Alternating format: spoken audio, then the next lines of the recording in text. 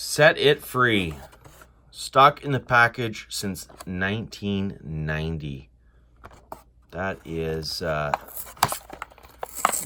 27 years. I think you need to go for a roll, my friend.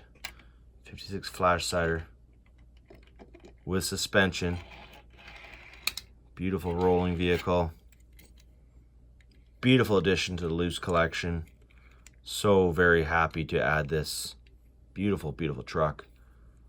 I'm the first to put fingerprints on it, and I will be polishing them off. Welcome back, collectors. Today I have the first part in a multi-part series of blue card cars, many of which are going to be opened up right before your eyes on camera. Lots of description. I've taken lots of notes to help me through describing all the details of these amazing early 1990s Hot Wheels cars. Quite rare, and I will suggest that in all of this I have used the Michael Zarnock Variations Ultimate Guidebook, which is several years outdated. I am waiting for a new one on order, but it does at least help a little bit along with the online research to determine the values of these cars subjectively, more so the rareness of them. The cars you're seeing here, none of them are getting opened up other than a duplicate of the 56 Flash Cider Silver Hot One Wheel version. And in future videos, most of the cars will be getting opened up. But I'm starting out this video series with the rarest of the blue card cars, which were released in series from number 1 through number 277 in 1990 through 1995. We're going to start with the 56 Flash Cider. So the car I was missing on my loose collection wall, and that's all this stuff in the background you got to see. There's the loose collection wall, lots of spaces that will be filled, and some spaces that are vacant because of this video and the procurement of the cars to show you, such as these ones. I've made some notes, as you can see.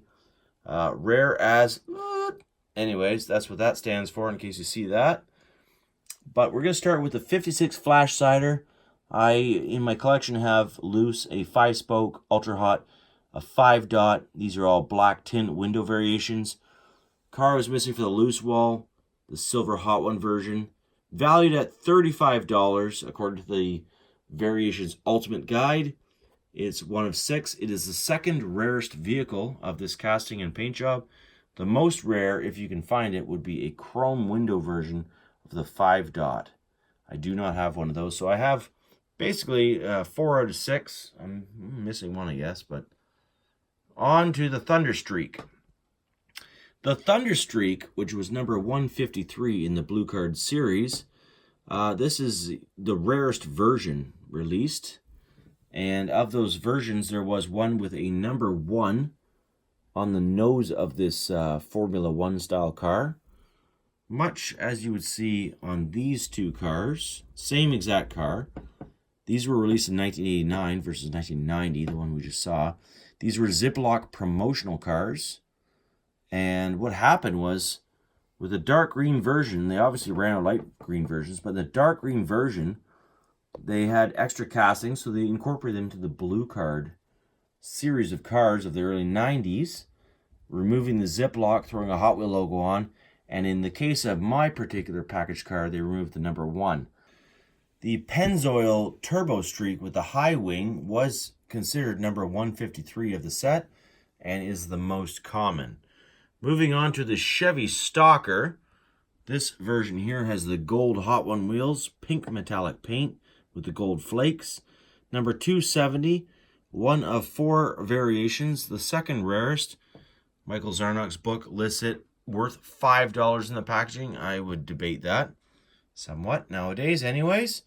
And we've got the 3 other variations known here. The most common is the black wall version, which I think was released in 1989 prior to the blue card.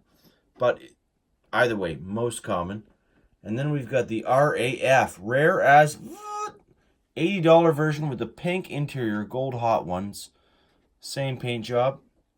And also the very rare, or second rarest, gold metallic paint. It's almost like a pearl gold paint with the pink interior. Gold Hot One wheels, metal base. All these feature a metal base. And you can see the prices there. And now let's take a look at the Hotbird collector number 37 from the Blue Card series. Two extremely rare variations you see here before you in very minty packaging. The first one being the All-American Firebird variation with the silver hot ones, commonly found with ultra hot wheels, as you can see here, silver ultra hot wheels. Also extremely hard to find, but not quite as rare with the gold hot one wheels. That's quite an expensive car to find if you can find one. Then we're going to look at the black version with the red interior gold hot one wheels. Very nice car. Once again, I have one open here already prior for my collection. More commonly found with the gold hot one wheels and a tan interior, dark blue windows, as you can see.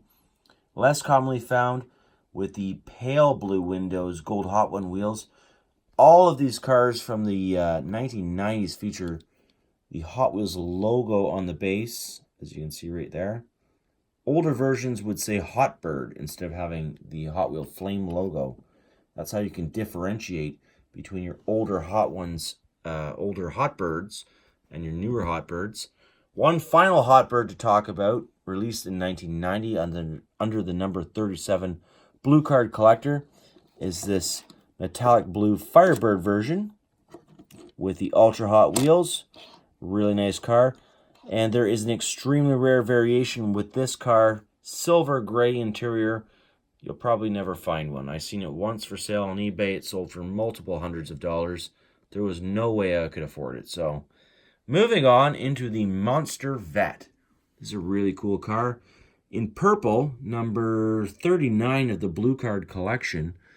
The slightly more common version, and not by much, would be the construction tire version you're looking at. Or CTS, construction tire something or other. And then there is this variation here with the original construction tire. Extremely hard car to find.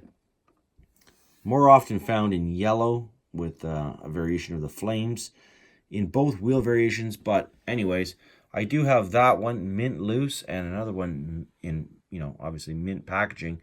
I can't open it up. It's just worth too much. They're just too hard to find. They're about $80 to $100 if you can find a good one. So we're going to move on to the Bywayman. Like I said, this whole video is about vehicles that are too expensive to open unless I already have them open. It doesn't matter how many special drinks I have. It's just not happening today. So anyways, that'll be for the second video. The second video that I have in this part series, we're going to open up a whole bunch of cars and rare ones too. But let's look at the Bywayman. This is number 77. One of 5 variations. This is the rarest, according to the Michael Zarnock book, worth $90. I think I paid $150 for it. I've seen it sell for more lately. That was years ago. This one has the red interior. Otherwise, a very common vehicle with the black interior, metallic blue, the eagle. I mean, this casting dates, the tampo dates right back to the early 1980s. The paint job back to 1989. First release of that metallic blue paint job. And also in 1989 they released it in this maroon kind of enamel color with a red interior. Hence the carry forward of this extremely rare version. A few of the metallic blue castings, which were common, got the red interior as part of the carry forward and were packaged under the number 77 Blue Card packaging, which is what makes this vehicle so exceptionally rare and hence why it will never be opened. This particular maroon vehicle supposedly came out with white center painted wheels, no difference, and that would be worth $150 according to the Michael Zarnock book. Extremely easy, obviously extremely easy to duplicate that, so my value on that would be a lot less. What with the technology and the knowledge of how to open packaging and re-glue it, paint the wheels, blah, blah, blah. You need to have like a real variation nowadays to actually make it worthwhile, I think, in my opinion. 1990, number 77 Blue Card also produced the black version of this with the eagle tampo on the side. Now we're going to go on to the Nissan Hardbody, number 131, one of 8 variations. This one you see here is the second rarest, and I do have one open already. The reason why it's so rare, it has a metal base. Most of these have a black plastic base. It's a carry forward from the 1989 release, and an even harder carry forward 1989 release is this pink plastic interior, black plastic base version. This is an extremely expensive vehicle. I've seen it sell for well over $150. I think that's about what I paid for this one. Rare as $48 according to the book. Don't go by that. If that's your top bid, you're not going to get it. And then you've got these two versions here. Fairly common. Obviously, the CTS version, a little bit more uncommon than the CT version, which, you know, you can find one of these just about anywhere for about $2 or $3. The CTS, probably double that, and harder to find. Depends on if the person knows what they have for sale. So now we're going to move on to the Trailbuster. Two variations. Here's the common one. It's got a blue, yellow, pink tampo and an aqua kind of color variation with the chrome center CT wheels. The rare variation has a black, yellow, pink tampo. That's the only difference. Chrome center tire variation. This at $25, worth a lot more nowadays. Very hard to find. And onto the Chevy Lumina. This is like a $1 car normally. Small black wheels, black wall wheels. Here we have, you can find one if you're looking for it, but it's got the large black wall wheels compared to the small black wall wheels. They really fill the fenders a lot better. One of three variations. The rarest of these variations is this one that has a large rear seat, so you can actually look through the back window and figure that out. It also has the large black wall wheels, and the medium rare version, I guess, would have the large back seat, but with small black wall wheels. So there you go. Don't know the real value of that, or if anyone's even looking for that, but that's something to consider. Then we've got the Rodzilla. This is going to kind of finalize the video. Rodzilla, very ugly casting, still in production today. It's got the movable neck and head, which is kind of cool. Number 156, worth $15 in this case with the silver hot ones.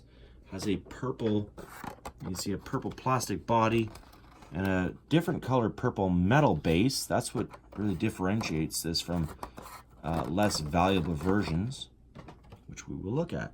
So the least valuable, just, you know, $1 to $5 car, depending on where you're buying it. It's got like a pinky purple plastic or metal base that matches the plastic base almost perfectly, as you can see. And then here, oh, don't roll off the table. Then you've got this ultra hot version here. You can see the difference in the metal base. It's a dark purple, which doesn't match the plastic base at all. And that's the case with the silver hot one. Both of these are worth $15 supposedly. Both are very hard to find, especially because this is an undesirable casting for most collectors. And it has not been something that most collectors will scrutinize unless they're really looking at the variations. So I hope you enjoyed this blue card variation video. We are going to open up 156 Flash Cider, and the next video is going to be opening up a whole bunch of very rare cars, but ones that I am willing to open up for the collection. We've also got a few more cars that aren't going to be opened up and worth discussion. Some more blue cards, some extremely rare blue cards. Some cars from the early 1990s collector series number and that sort of thing. Multi-part series, probably going to be 3 or 4 parts. Thanks for tuning in. Leave a comment, question. I like to read them all, and I always get back. And of course, as always, happy hunting.